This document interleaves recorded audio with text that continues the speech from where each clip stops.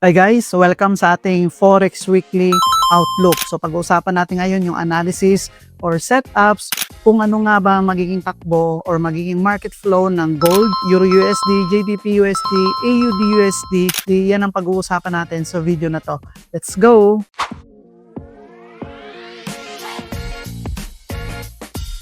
Hi guys, welcome back sa ating channel. Another day, another trade. So pag-uusapan natin ngayon kung ano nga ba yung magiging market flow next week. So tara sa screen. So yun guys, kung mapapansin nyo dito sa daily time frame natin ng gold, so napaka-bullish ng market. Okay, so ito guys, gusto ko lang i-share sa inyo, ito yung isa sa mga A+ setup na tinatawag ko. Bakit? Ito yung strategy na ginagamit ko, supply and demand. So doon sa mga previous video natin, diniscuss ko doon na katulad nito, pag may malaking movement, so titawag dito is displacement.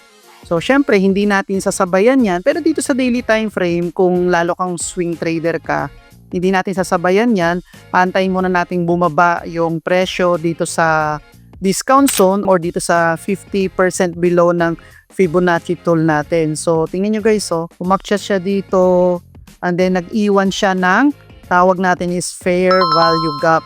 Okay, so bumalik yung presyo dyan sa fair value gap and then umakyat siya dito hanggang nagtuloy-tuloy na. So kung titignan natin mula dito sa fair value gap na to or dito sa pinamababa or swing low na to, gagamitan natin siya ng roller, ito sa gilid.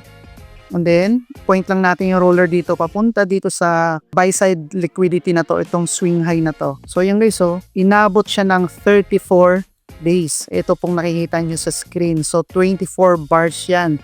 So yung bar or isang candlesticks is, katumbas niyan is 24 hours or one daily candlesticks. Okay? So ayan. So ito yung pinaka A+ setup natin. So itong setup na to na nakita natin dito sa higher time frame, makikita rin po natin to sa lower time frame.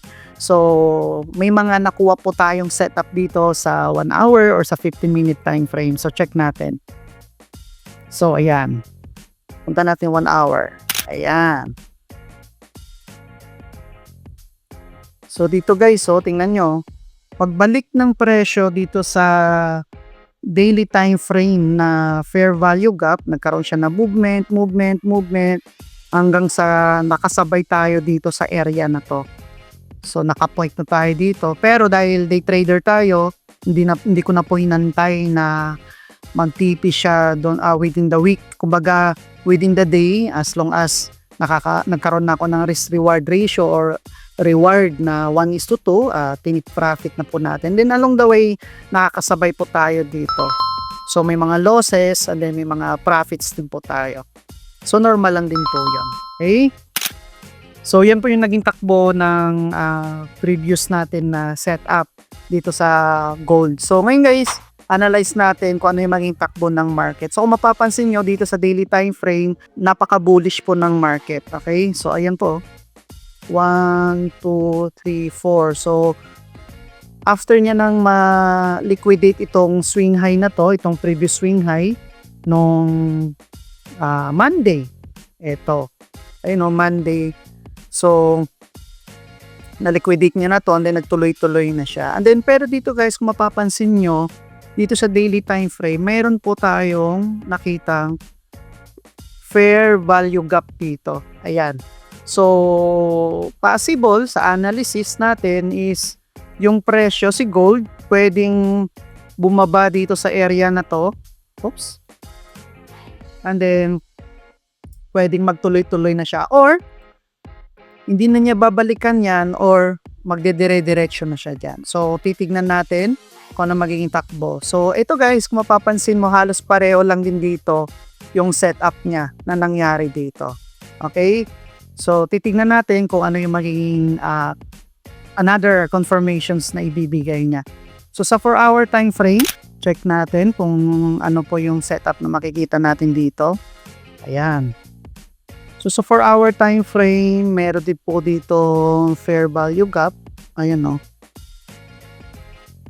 So analysis natin is possible na bumaba si gold dito or dumiretso or possible na bumaba dito si gold dito sa daily fair value gap natin, and then magdire-diretso na yung pagka-bullish niya. Kasi based to sa mga vlogs na napapanood natin or nare-research, possible na si gold is magdoble siya hanggang 2026 or 2027.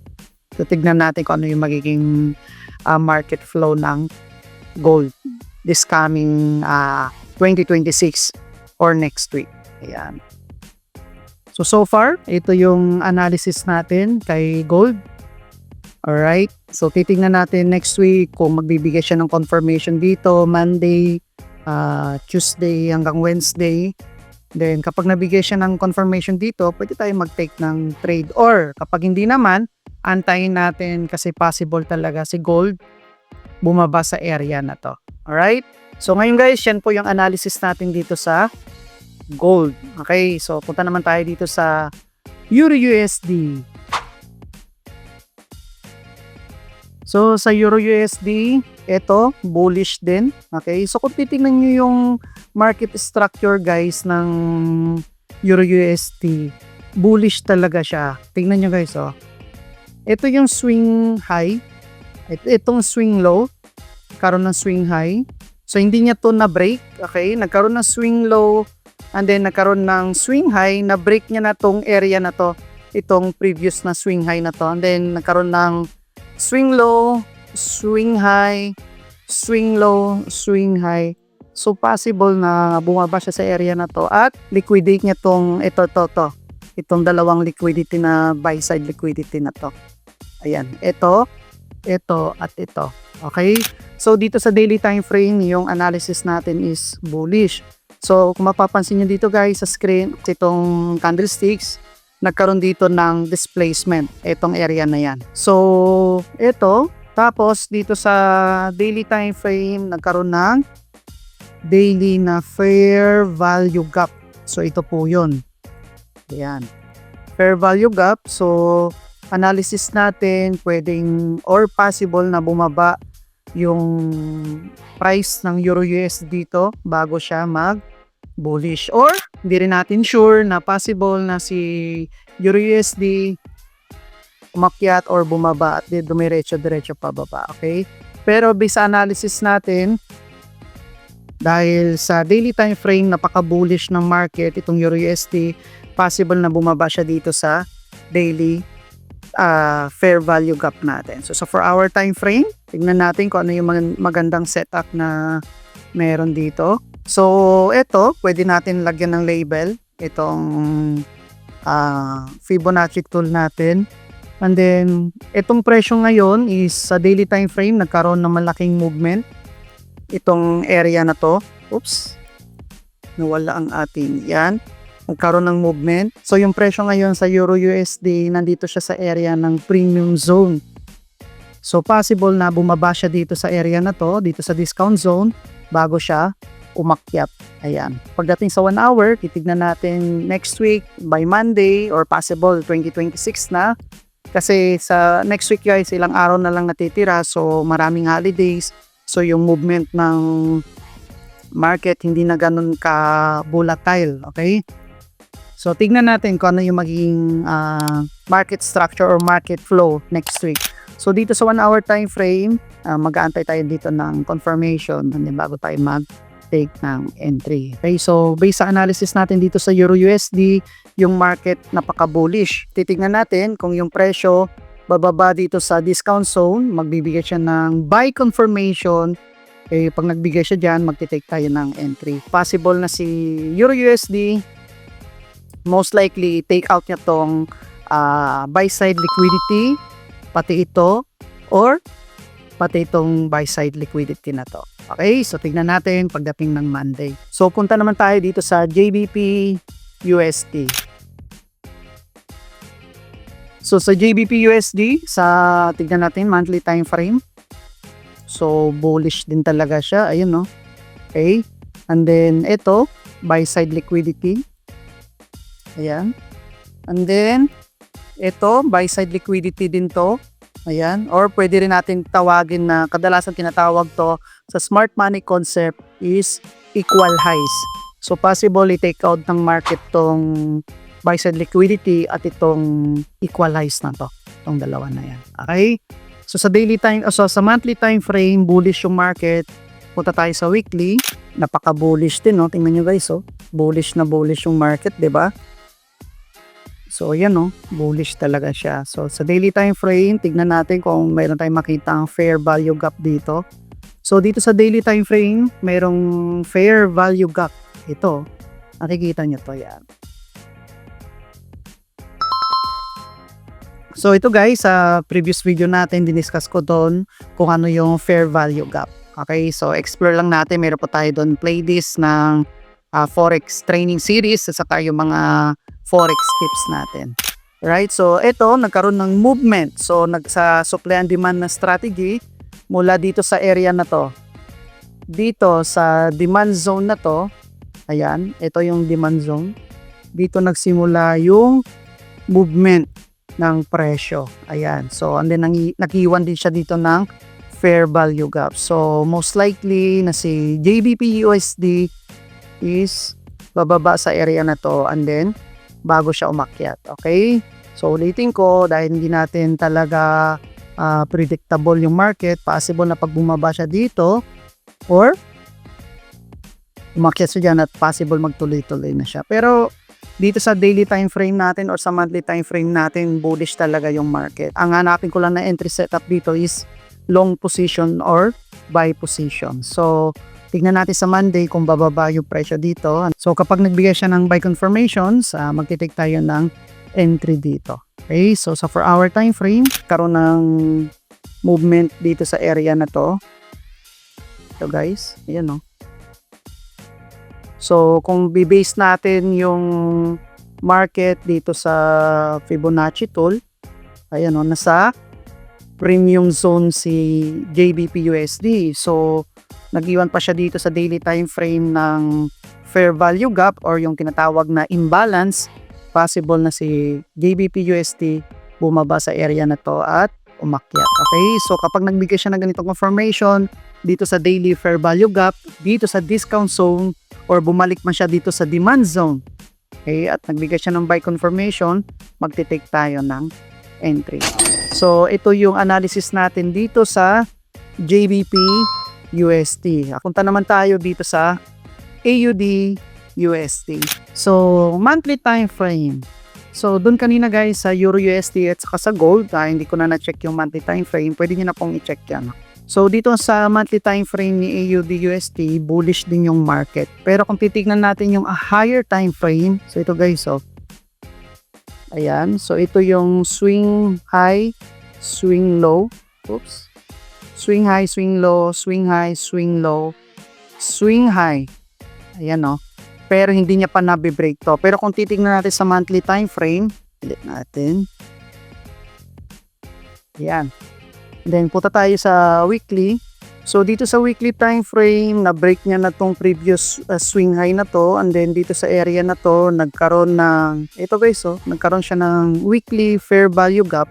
Nagkaroon ng weekly fair value gap. Ito, oh, ayan, oh.